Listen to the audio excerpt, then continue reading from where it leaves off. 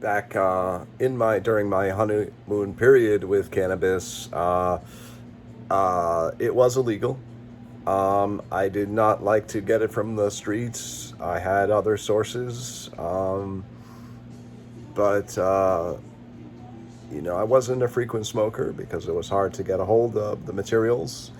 And because of that, I guess, and I hadn't built a tolerance, it was really cool. So I was a loner stoner for a while, and I had notebooks and music and things, and I would write what I called wacky digests, and they were just connotations of what I was experiencing, sort of, and fictional stuff, and drawing, and doodles from my mind when I was in that state. And I distributed them by email to family and friends. And now those records, those archives, whether the notebooks or the electronic PDFs, they don't exist anymore. But I had them. I don't know if anyone else has them. I personally don't have any of those archives, but I have the memories, and it was good. Sometimes in Maine, I needed it to get through my studies in creative writing, and again, it wasn't legal in Maine yet either, so I had to find sources creatively around campus. You know, but I sort of needed it as a creative student studying creative writing. I needed it to develop my scenes and particularly my dialogue, because it was really good for that. It helped me really get dialogue that was approved by my classmates, and these are snobby, writerly, editor type people who gave me consistent good vibes on stuff that I wrote. So I want to get back into writing, but I don't intend to use cannabis. First of all, I built a tolerance for it, and now that it's legal, the legal weed, honestly, I don't think is as strong. They say it's a lot stronger. So either it's a lot stronger or it's not as strong, but it affects us very differently, than the street shit, which was organic mostly and grown in, like grown in like hot houses and stuff. So I don't know. Now that that weed is shitty, the good dope days are over, at least for me, and my honeymoon period is over, and I built that tolerance. I've really been kicking the habit. I've really been excluding it for the most part, and for a couple months I was successful in becoming completely off of it. Even when it was legal, even when I was a medical patient, I really didn't use that much. The most I used were a few times a week, and I was in grad school. I feel that it ruined my grad school studies in acupuncture and traditional Chinese medicine, and kept me from studying. And obviously it's a party drug, and it's not really meant for that. It's a medicine if it's used properly, and I was using it kind of like that, psychoanalysis and stuff. So I was sort of using it properly, you could say, and healthfully, but not. There's no proper use for it during grad school for anything medical or paramedical related to medicine or integrative health. It just wasn't helpful, and it distracted other students. They complained about it. They wanted to have me thrown out of the dorms, but I mean, I had a medical recommendation, so they couldn't do that. They did just ask me not to smoke around certain individuals, perhaps, or but I don't know. It was an experience. The first time I purchased legally was when I drove to the Colorado border on the way to Utah, and I was going to Moab, and I took a detour that was created through advertising. I found out that's on Google Maps or whatever, or Waves, and it sends you on this detour through town. You're like, what the fuck did my GPS just fuck up for? And then you see like, oh shit, weed shop. And I experienced the first time purchasing at that apothecary, and that was pretty cool. You know, it was like going into a candy store.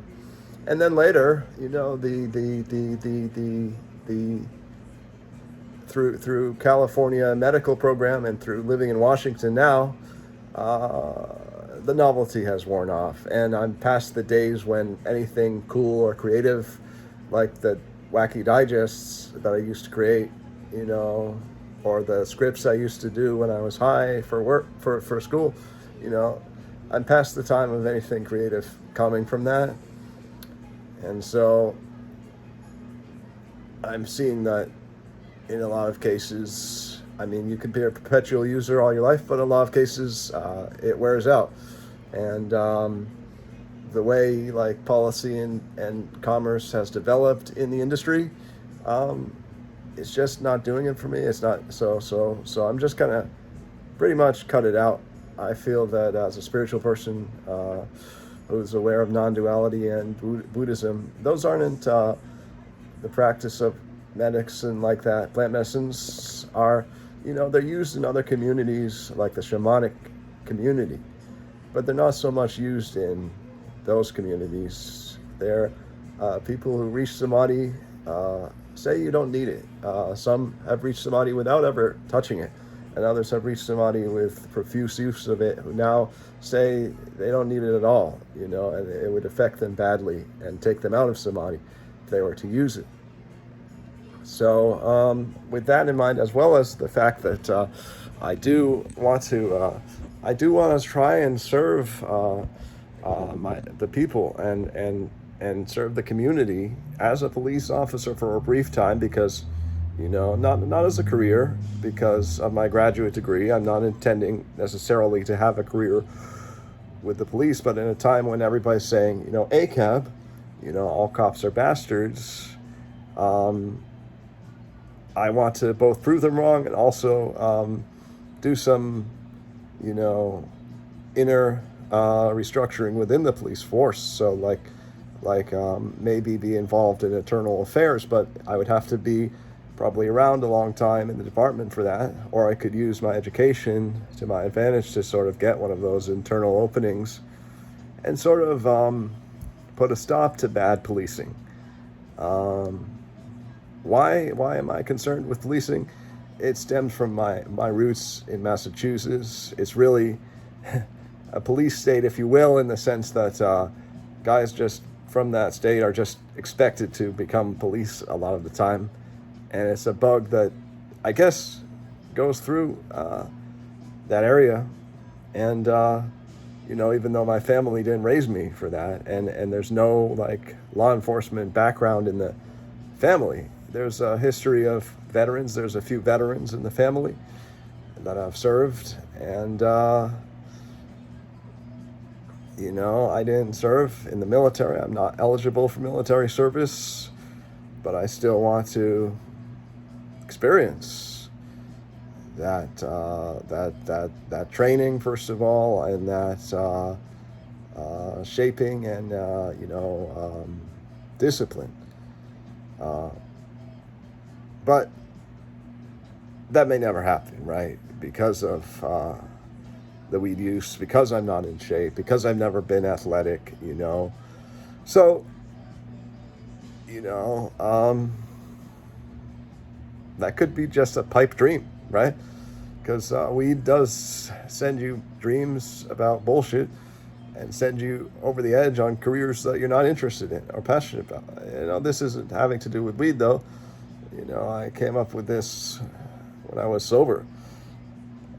You know, but I also realized, like, the war on drugs is outrageous, is ridiculous. To a point, designer drugs and some of the substances, controlled substances, are really dangerous, like the opioid crisis and epidemic.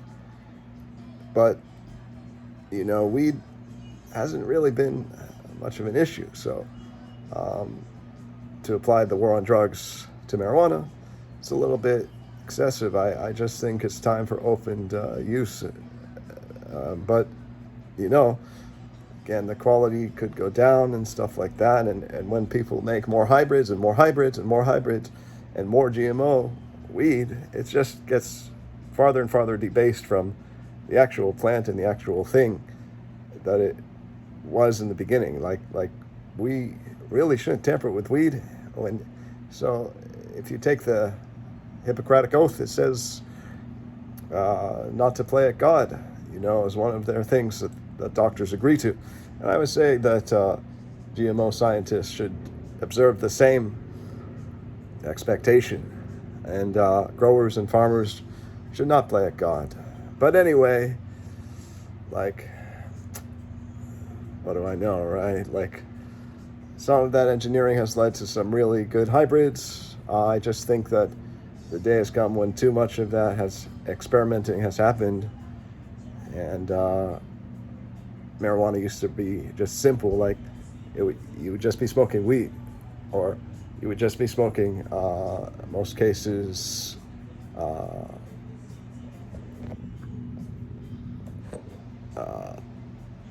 you'd be most cases smoking Kush. It's just Kush. It's just weed. It's just Kush. It's just random Kush, right? It didn't really have to have a variety. You really didn't know the variety initially until sort of the dealers started doing specialty boutique operations and having, upping their game and sort of being better at it, and not just like selling you whatever they have and like, okay, what like what strain is it? Oh, it's weed. You want to know? And then so I have mixed feelings about this, but I think my time dabbling with marijuana has come to an end, really. And at the same time, I do think that psilocybin should go legal, as long as we don't tamper with it the way we tampered with weed, but it's been a while since I used that substance, and I'm very reluctant to possess or purchase a substance which it is a felony to possess or purchase, from my understanding. So, till policy is changed on that, or unless it becomes medically available, at least, it's a kind of a no-go for me and people like me who are educated and stuff like that, have sort of responsibilities and expect to keep licensures and responsibility, careers and professional life and stuff like that. And also with non-dual teachers saying, both that have used it heavily, primarily those, and also others that have never touched it, like Buddhist teachers, they'll say, it's not a useful substance. Some say not at all. Some say after a time it serves little or no use anymore. So it's like a stage of a rocket ship. The stage separates, or the phase ends, and you go on your way. The rocket ship becomes smaller. It leaves parts of itself behind, and they go back to Earth or something, and like they fall into the ocean or something. Usually just fuel cylinders that are needed to get you out of the atmosphere, and that's what marijuana is. Then when that phase disappears, you're on your own. You're going to the moon or whatever, and you don't need it anymore. You had that jump start to your creativity. So sadly, one of the reasons I don't create is possibly because I don't get high as I used to, the way I used to, and I really don't know how to fix that. I really don't think it can be fixed without prolonged absence from the medicine, and then very selective use, choosing strains, classic strains, granddaddy strains like OG Kush or like Blue Dream. And even then, I don't get high. So, I mean, you need prolonged absence, at least 1 year, in order to fix that situation. But also, from the advice, it all comes down to you don't need it at all. It's just another way to self medicate. You don't need tobacco, definitely a really filthy habit, and you don't need weed either. It's not any better, not much cleaner than tobacco. So, with weed and alcohol and everything, I'm just not into it. There's something to be said about clear-headedness, clear-mindedness. Sadhguru talks a lot about this, and the Buddha and all the descendants of the Buddha, philosophical descendants of the Buddha, all agree. To reach samadhi, you really do need to live a pure and clean life and abstain from those substances, even psychedelics. So like they don't help you reach lasting samadhi, and they should be given up in order to reach lasting samadhi, from what I understand. So I'm going straight. I'm not expecting to drop money in any of those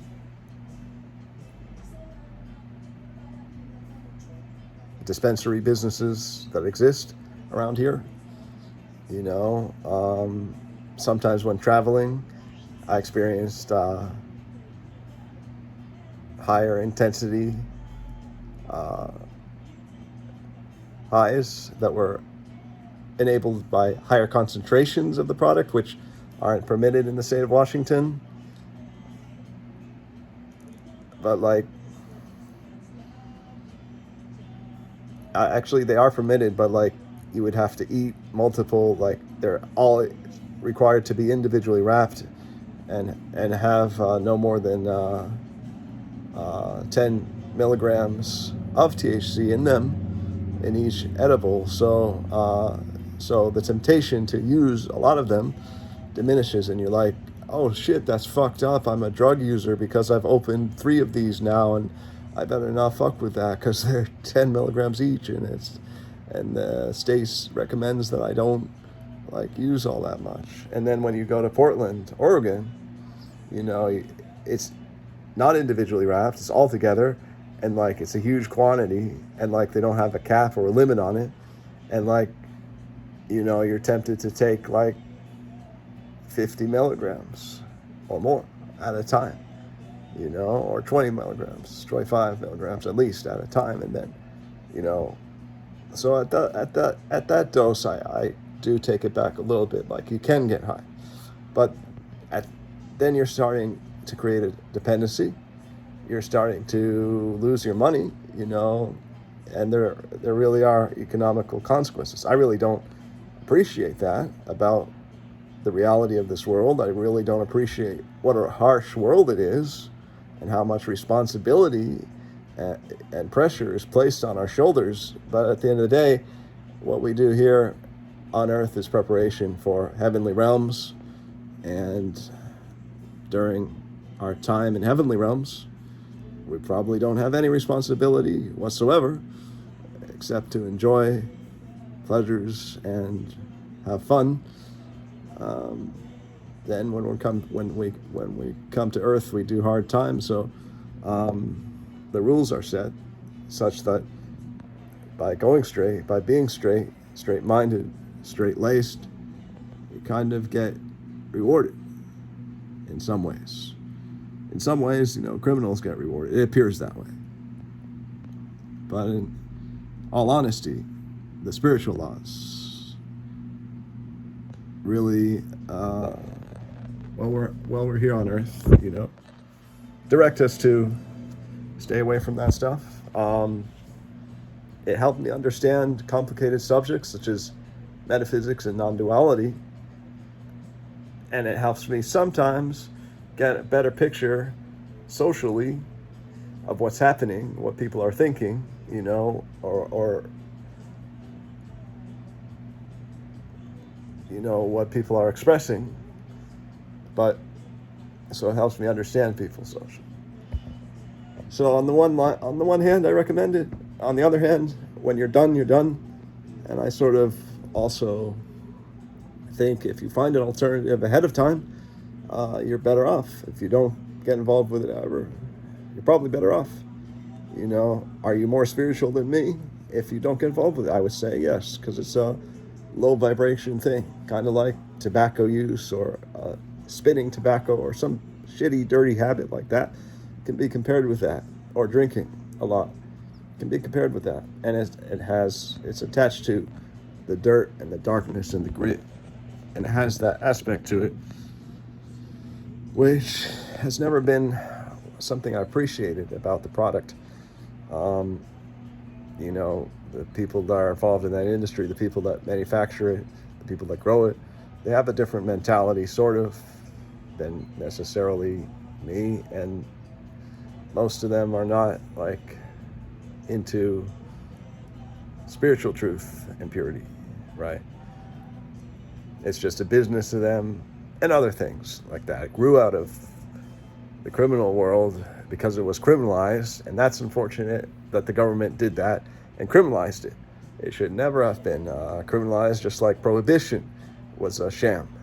But at the same time, that is a reaffirmation of the laws of this world, created by Jah or Hashem or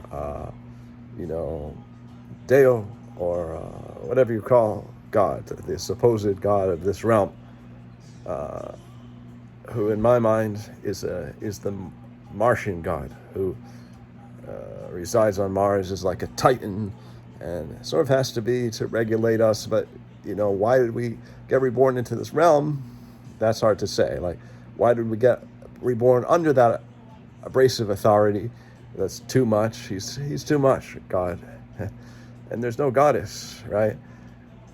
In pagan pantheons, there are goddesses, but with Christianity or Judaism or whatever, or like Islam, there's no goddess. There's just this authoritative, grandfatherly geezer who's always on our case and seems to have set the rules pretty strictly, as if this is like boot camp, and like beyond this we're gonna have to do wars and stuff. But the only enemy that would come against us and cause wars is really that creator, who, if you look at the Judeo-Christian Bible, for example, it really is Diablo, Satan, the devil, the Dark Lord. And that's the only enemy that would come against us. And believe me, doesn't practice what he preaches at all. And I guess raises us to become strong enough to defeat him, because he doesn't even want to exist. Or it's a curriculum with no like fundamental evil, with no like absolute evil, but yet there is absolute good. There is absolute good, I can tell you that much. And I can say there does seem to be absolute evil, but it could just be an illusion of the curriculum in order to get the rest of us to be wise. And if you're through here so many cycles, you'll be wise to that. So at the end of the day, I don't necessarily recommend substance use. If you can avoid that phase of spirituality or growth or development or self-exploration at all, then you're better off. If it occurs to you as something to use, then I would use it in that way that I did. Take notes, analyze your thoughts, use it to sort of raise your social awareness and social IQ, emotional quotient. Your emotional intelligence quotient, or your emotional quotient, your EQ. But don't expect it to be a harbinger of great truth or knowledge. Don't expect it to raise your technical or scientific or STEM abilities, because that's absolutely not what it does. It absolutely sabotages those abilities completely and keeps you from reality, keeps you from learning that stuff. If you ever want to become smarter and learn math and science and physics, and some of that stuff. It helps with like physics maybe. It doesn't help with anything else as far as I know. It certainly doesn't help with anatomy. I was getting C's at best in anatomy because I wasn't studying while using that product, while using that substance. I just was taking a vacation in grad school at great expense to myself, accruing debt, and I didn't intend to go down that path. But that's what I turned into as a product of the California medical marijuana system. And because I had a recommendation, it was always like, well, a doctor recommends I use this, and why don't I go get my medicine, get my prescription filled? So I always felt like I should be spending my money on something that in grad school, really, you shouldn't spend $1 on. You don't have any extra cash during grad school unless you have a teaching fellowship, and very few programs still operate around that. So in college and in college it made sense because this is a degree in the humanities and art, and it made sense during a writing program. But anything after that that's technical, you know, my acupuncturist confided in me that she was a big pothead, and so, you know, I had this idea that I would go to, that it was part of sort of integrative health and medicine because of how, like, great doctors speak about how, like, it should just be legal and stuff. So I got this wrong impression that it's part of integrative medicine and health. I mean, one aspect of medicine is doctors who recommend it, right? But I don't think they, a lot of the time, would have used that to and gotten through medical school. I don't see how they could. I just didn't understand. There's a lot of rote memorization, and as you know, marijuana has nothing to do with helping the memory. It's very detrimental to the memory. So anything that requires rote memorization, marijuana is going to affect you terribly. You could use it every blue moon, but mainly between semesters. It just, you know, as a dropout, I've seen how it affected me. I'm pretty sure I was returned to using it in Washington and on my last and final attempt at acupuncture school, and I also kept that habits. But I do blame my roommates for much of it because they smoked tobacco in the house, and they had a very annoying, aggressive dog in the house, which was supposed to be a trained, like, service animal or like disability bullshit animal. But I certainly didn't need that irritating distraction, either of those. And that affected a lot of my time. Then I was dependent on public transportation, having to sell my car due to economic reasons, because I was not working much. I was, there was kind of a slump. I was relying on delivery business to make money, but I also had disability coming in. So maybe it's marijuana that caused this supposed mental disorder. It really wasn't a mental disorder in terms of, after analyzing it, analyzing what I went through based on the DSM, the Diagnostic and Statistics Manual. It really wasn't mental illness, but it appeared that way to the hospitals. And, even when I wasn't using marijuana, I would have it sometimes, occasionally, and it could have just been the wretched heat. Like, heat can cause craziness, right? And lately, with global warming, the summers have been worse, and the summers are always aggressive in Seattle, but it doesn't rain as much. That might have something to do with it. But I wasn't necessarily crazy. But I was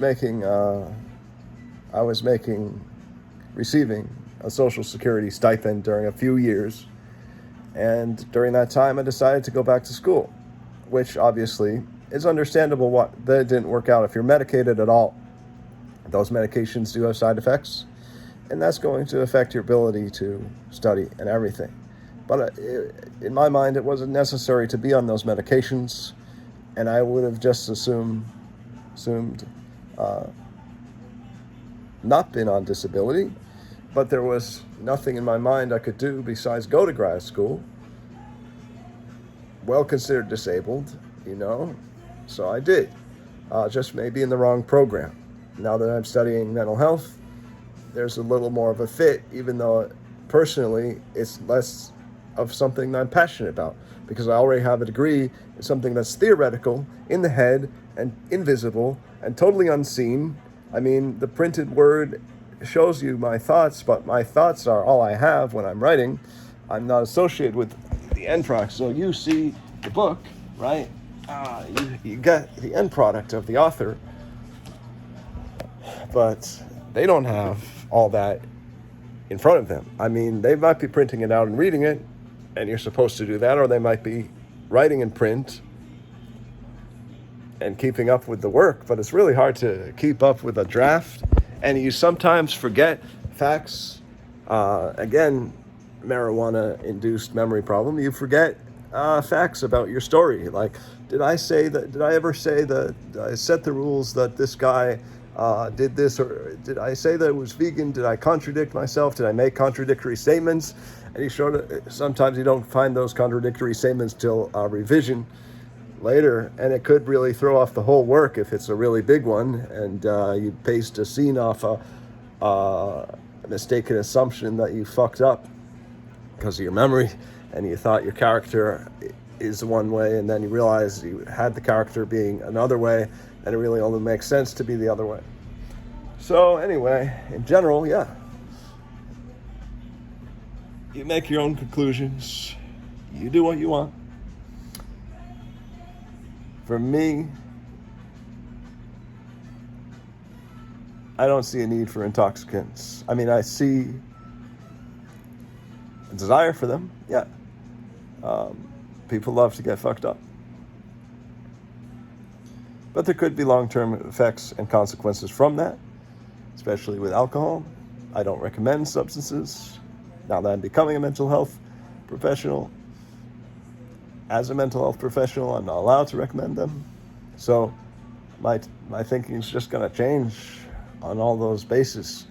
And I'm basically going to have to be clear-headed, clear-minded. I'm expected to do it in order to run a Buddhist and Taoist organization, in order to change my life, right? Because if your life sucks and you never have any money, something like that, a habit like that, could be responsible for you never fucking going anywhere in life, because you're dependent on some substance and you're a loser. You've become a loser.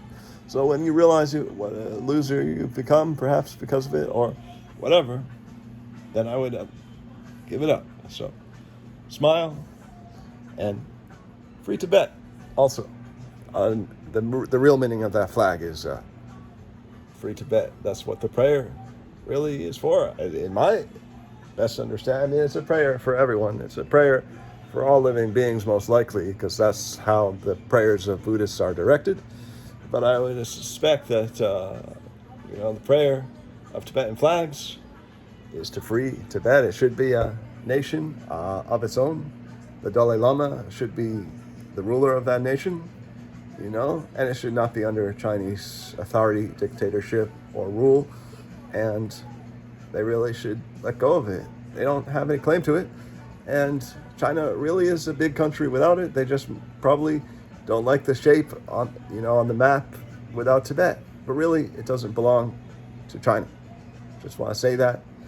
I've studied Chinese science and acupuncture and become somewhat of a Taoist, but also become a Buddhist too. And I realize that I have those paths in both places, in both lands, and I wish them to exist independent of each other, So that's why I may never learn Mandarin Chinese, even though I love the language. I think it's a great language. It's one of the languages I would be interested in learning.